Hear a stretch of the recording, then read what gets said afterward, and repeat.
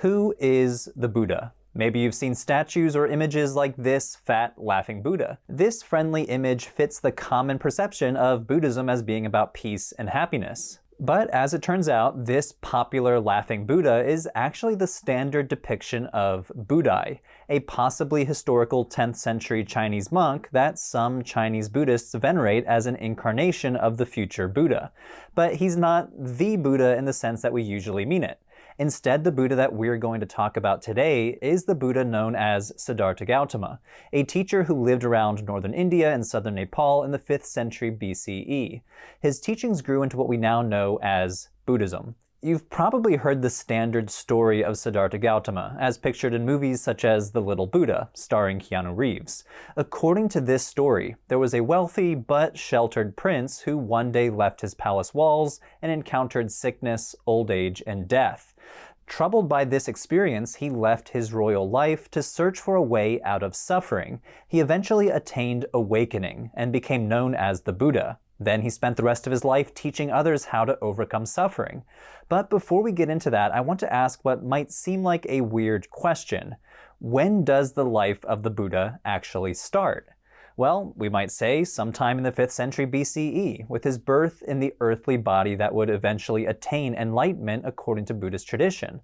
But Buddhists have different assumptions about how the universe works, so the answer is not quite so simple as his birthday. In this video, we'll talk about the general Buddhist understanding of the Buddha, who he is, where he came from, and what he did, as well as what scholars believe about the Buddha as a historical figure. To start to understand who the Buddha is, let's start with the word itself. Buddha. Literally, the term Buddha comes from the Sanskrit root bud, which means to wake up. So the term Buddha literally means the awakened one. And so the term Buddha is a title, not a personal name. But why the awakened one? What is he waking up from? To answer that, let's turn to Buddhist cosmology, as depicted in this schematic representation of the universe known as a Bhava Chakra, or a wheel of life. This example on screen is relatively recent, but these types of images have a long history in Buddhism. So let's take a look. One key point to understand about the Wheel of Life is that it works like a wheel, which is to say it goes round and round endlessly. And this is because early Buddhists, like most South Asians, believed in rebirth. That is, after you die, that's not the end of the road. Instead, you're reborn at some other place in the cycle. Perhaps here in the realm of the gods, or maybe here in the realm of the hell beings, or maybe here in the realm of the animals.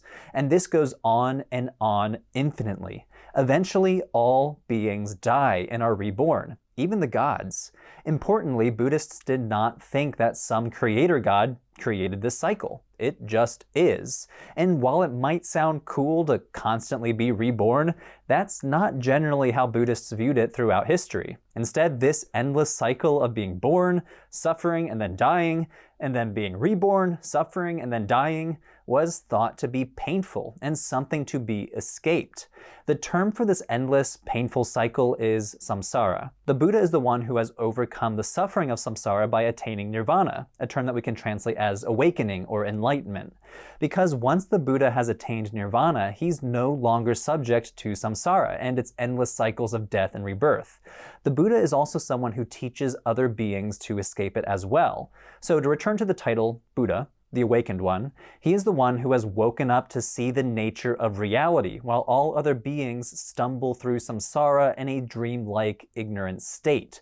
In fact, according to traditional Buddhist cosmology, there actually have been many Buddhas. Buddhist tradition maintains that our Buddha is Siddhartha Gautama, but according to a Buddhist understanding, he's only one in a long line of Buddhas. So how does that work? Remember that time is largely cyclical in a Buddhist understanding. This means that it has been going on for a long, long time, maybe even an infinite, beginningless time. Every so often, a being realizes the nature of reality, becomes a Buddha, and teaches other beings the path to awakening. Unfortunately, each time a Buddha comes into being, his teachings are gradually forgotten over time, and the world again enters into a period of ignorance. And at some later point, another Buddha arises. So remember our friend Budai, who some think will be a future Buddha. Each of them teaches the same teaching, what Buddhists call the Dharma, and that's because the fundamental nature of suffering and the path to overcome it never changes. Our Buddha then doesn't claim to be teaching anything new. He maintained that he had rediscovered the same truth that many before him had discovered. So in that sense, to understand the life of the Buddha according to Buddhist tradition, we need to understand that he is one in a long line of Buddhas, each teaching the same truth. But if there are many Buddhas, how does he become a Buddha? How did our Buddha become the Buddha? According to Buddhist doctrine, becoming a Buddha is the result of a long process of gradual training and perfection that takes place over billions of lifetimes, and that begins with a vow. Some Buddhist traditions tell the story in this way. Long ago, it was the time of a previous Buddha named Dipamkara. Dipamkara attracted great crowds to hear him teach. One of the people who came to these teachings was named Sumedha. As Dipamkara was walking, Sumedha noticed that there was a big mud puddle that Dipamkara was about to walk through.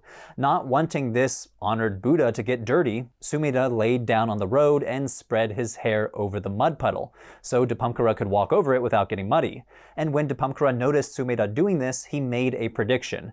He pointed at Sumedha and said, "One day you will be born as Siddhartha Gautama, and you will attain awakening and become a Buddha."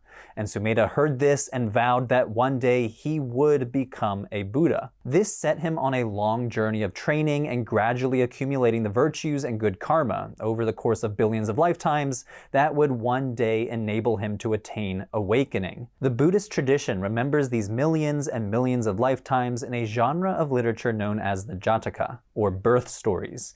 These are accounts of the Buddha's former lives prior to achieving Buddhahood. During this time before the Buddha is awakened, and therefore is not yet a Buddha, he's known in the Sanskrit language as the bodhisattva, one whose being, or sattva, is oriented toward awakening, bodhi. In one story, the bodhisattva is a monkey king who uses his own body as a bridge to help his monkey subjects flee from an attacking army. In another, he's a prince who sees a hungry tigress who's about to die and leave her 5 little cubs to starve as well. And the prince sacrifices his own body to feed the tigress so that she can feed her cubs. In each of these stories, the bodhisattva practices virtues and skills that he'll need to attain enlightenment. These include patience, compassion, insight, meditation, wisdom, and perhaps most importantly, generosity. After many millions of lives, gradually accumulating virtue and good karma, the bodhisattva is finally born in what the Buddhist tradition considers to be his last human body, Siddhartha Gautama. Up until now, we've been exploring the traditional Buddhist account of the Buddha's life, but now we can ask, what do we know about the Buddha as a historical figure? He was born in southern Nepal at a place called Lumbini, located near the modern border with India. He was thus born and raised in a multi-religious context, particularly a context influenced by Vedic Brahmanism. His name Siddhartha means he who accomplishes his goal, and the name Gautama indicates the clan he was born into. His people were the Sakyas, which is why he's sometimes called Sakyamuni Buddha, and he was probably born around the 5th century BCE. Now, I'm emphasizing that probably because scholars debate the historical facts of the Buddha's life. What makes it tricky is that there are not many historical records from this time or place, nor is there much archaeological evidence that scholars can turn to. We do have Buddhist accounts of the Buddha's life. The earliest are contained in the Pali Canon, which is said to be the record of the Buddha's teachings given during his lifetime. These texts were said to have been memorized by the Buddha's followers after his death and then written down around the 1st century BCE, so hundreds of years after the Buddha's life. But scholars maintain that a significant portion of the material dates back at least to the 3rd century BCE. So what do they say about the Buddha's life? Well, unfortunately not much. Interestingly, in these early texts, the Buddha only makes the most vague references to his past and doesn't ever give the full story of his birth and early life. For example, let's take a look at a book called The Noble Search. Scholars think it's one of the earliest autobiographical accounts of the Buddha's life, dating to as early as the 4th century BCE, and thus at least within the first few centuries after the Buddha's death. In it, the Buddha describes his past in this way. Later, while still young, a black-haired young man endowed with the blessing of youth, in the prime of life, though my mother and father wished otherwise, and wept with tearful faces, I shaved off hair and beard, put on the yellow robe, and went forth from the home life into homelessness. In other words, when the Buddha was young, he gave up ordinary life to take up the robes of an ascetic wanderer, walking from place to place, begging for food instead of having an ordinary home life. Now, notice that this is a relatively simple story, but later Buddhists expanded these early accounts into more elaborate versions of the Buddha's life story that flesh out the Buddha as a character. The version I'm going to tell you is probably the most popular version, but it dates to the 5th century CE, over 800 years after the death of the Buddha. It's one of many texts that tell the story of the Buddha's life in great detail. Now, we as historians should note that these versions are relatively late, and they contain much that the historical Buddha likely never taught. But these stories are also important because these stories are what later Buddhists told themselves to help understand the Buddha's teachings. According to these accounts of the life of the Buddha, the being who became the Buddha was born as a prince. His birth is foretold by all kinds of wondrous signs. For example, his mother dreams that a white elephant enters her side, and shortly after discovers that she's pregnant. And when he was born, his first action was to take 7 steps to the north and proclaim, "I am chief of the world." In this version, Siddhartha led a sheltered life, away from any experience of pain or suffering. He married a beautiful princess, has a son, and lives a seemingly comfortable life.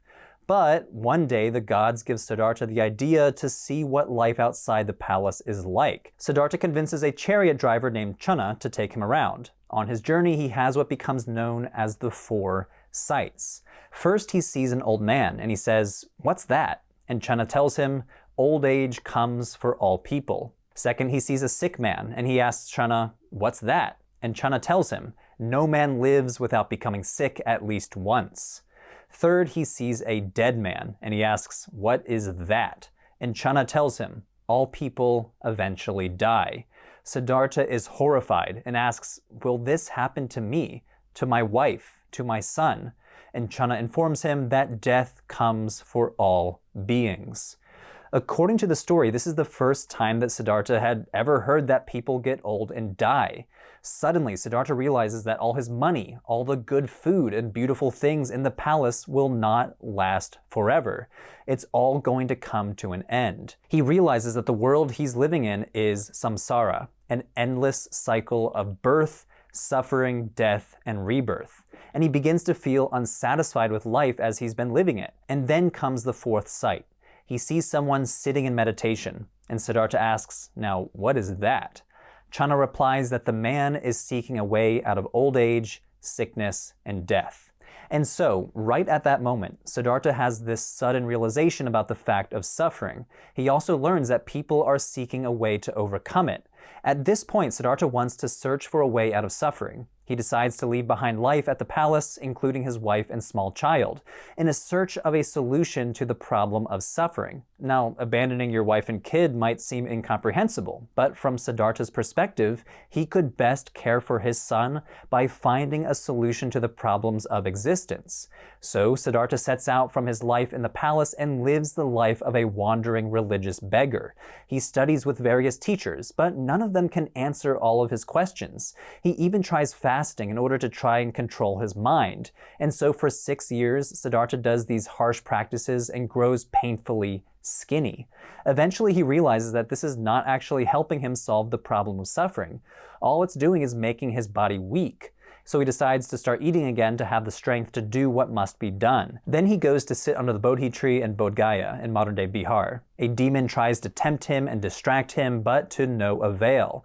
Eventually, Siddhartha realizes the nature of reality. He attains awakening, and he understands the path out of birth, illness, suffering, and death. We'll talk about in a future video what exactly his realization is, but the important thing to know now is that he's the Buddha. He then proceeds to spend the next 45 years teaching and gathering disciples before finally dying at the age of 80.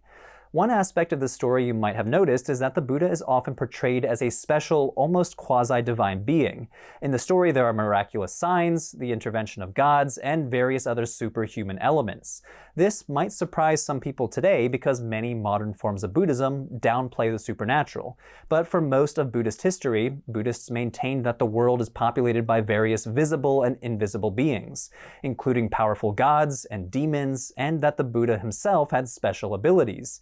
Now, he's still a human and not a god, but he's often portrayed with supernatural powers. The fact that so many people today downplay these supernatural elements is largely the product of modernist forms of Buddhism that have emerged since the 19th century. But we'll leave that topic for a future video. To conclude, one important takeaway from studying the life of the Buddha is that there are in fact many lives of the Buddha according to Buddhist tradition.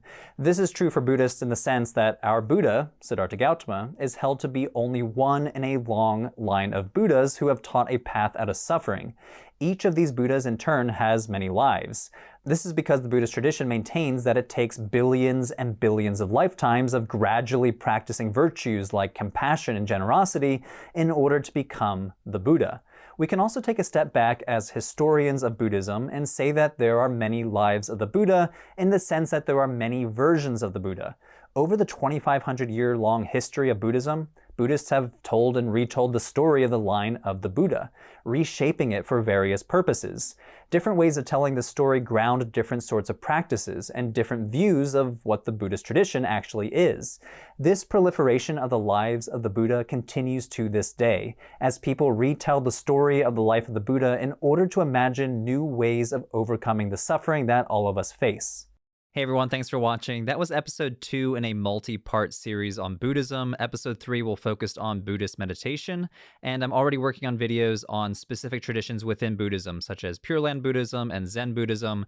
I'm able to do all this because of our patrons on Patreon. They enable me to bring in the expert scholars who help me make these videos. So if you're able, please consider becoming a patron on Patreon. We're trying to get to 700 patrons by the end of this year, which happens to be the 7-year anniversary of Religion for Breakfast. Thank you to everyone who has taken this journey with me over the past 7 years.